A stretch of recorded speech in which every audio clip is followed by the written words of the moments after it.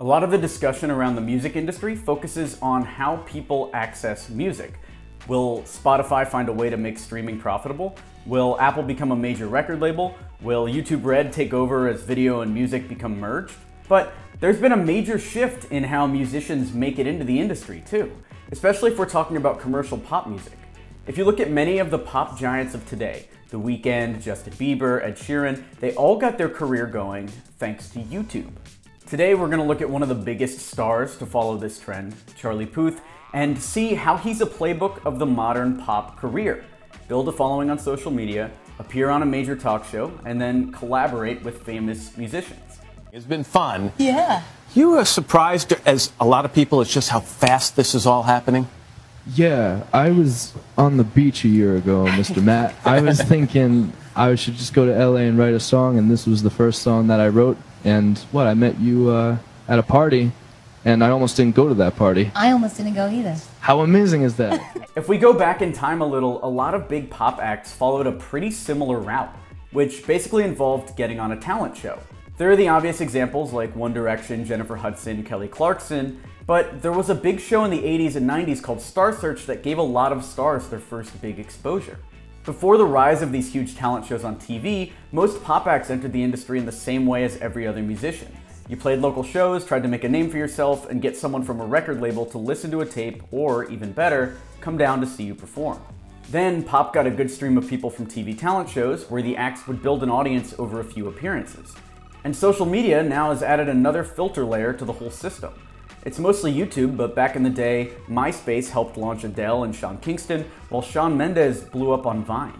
For record labels, this discovery system has been an absolute gift, because it removes a huge amount of risk. They don't need to take a chance on a nobody because all the nobodies have to use social media to become a small somebody first. Even the TV talent shows use YouTube as a way to find good acts to make sure they're not just relying on whoever turns up that day. So how did it work for Charlie Puth? Well, he started out with a great advantage in that he has perfect pitch, and his mom was a music teacher, so she helped him get the most out of his natural skill. He ended up at the Berklee College of Music, majoring in music production and engineering. But it was his channel Charlie's Vlogs that got him his break. I forgot that I really started a YouTube channel in early 2007. Alright, this is one of my attempts to sing a popular song, so here it goes. Did you forget about that cover? I just remembered it now. Oh, dude. He recorded a cover of Adele's Someone Like You with fellow student Emily Luther for an online contest, and it got him spotted by The Ellen Show. Would you like to come to Los Angeles and be on the DeGeneres show next week? Yeah.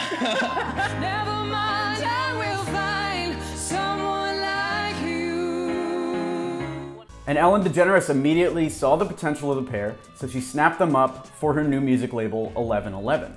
I think a lot of things are going to change for you. I'll announce it right now. After I met with them, I have just signed them to my record label. However, that deal didn't come to much, and it took Puth until 2015 when he signed to Atlantic to get a hit and released Marvin Gaye with Meghan Trainor, who had also studied at Berklee College of Music. But his next collaboration, See You Again with Wiz Khalifa, secured his place in the pop world, picking up 3 Grammy nominations. And Puth's career is built on this type of collaboration. His debut album, 9-Track Mind, is one of the worst reviewed albums on the site Metacritic, but by working with and writing for a wide variety of other artists, he's fixed his position at the top of the charts. Plus, let's be honest, pop has never been that concerned with reviews anyway. The interesting thing is how familiar Puth's route is to many other pop acts. Justin Bieber was spotted on YouTube by a record exec called Scooter Braun, which led to him being signed by Usher. He made his TV debut on, you guessed it, Ellen. Listen, you're 15 and you don't even, your CD is now, people found you on YouTube? Yeah, I mean, I was in a singing competition like a while back. I was 12 years old, and my friends and family that couldn't make it wanted to see me, so I posted those videos on YouTube. And I guess it just kind of blew on YouTube. And The Weeknd uploaded some tracks to YouTube, got seen by Drake, and then made a TV debut on The Jimmy Kimmel Show. Ed Sheeran is another YouTube discovery, so is Austin Mahone, and both of them benefit from working early on with established acts. For Sheeran, that was an EP with British grime acts like Wiley and Sway. For Mahone, it was representing Lil Wayne's clothing line and a track featuring Flo Rida. Maybe all these acts just love to work with each other, but it's far more likely that record labels have worked out that all of these collaborations are yet another way for them to kill off risk. It lets them easily introduce a new act into the pop family by attaching them to an established name.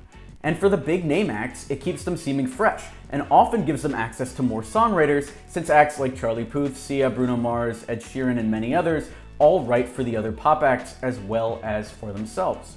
Here's the A&R man for Bruno Mars talking about it. A lot of artists, specifically on the pop and urban genre, are not always the ones writing their own hits.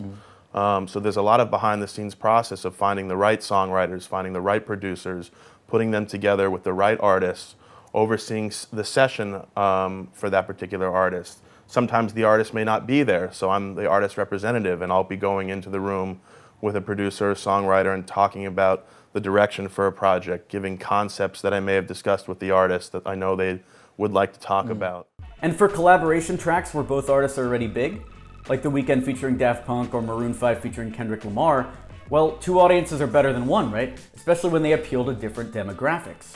Featuring an artist is not a new thing, but the sheer volume is way higher than it used to be.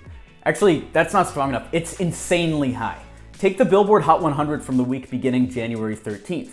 Guess how many had featured artists or collaborations? 40%. And the number is rising, so in a few years, you're gonna wonder if it's a song or a guest list. Want to learn more about business theory and pop culture? Be sure to like and subscribe to be notified of our next segment.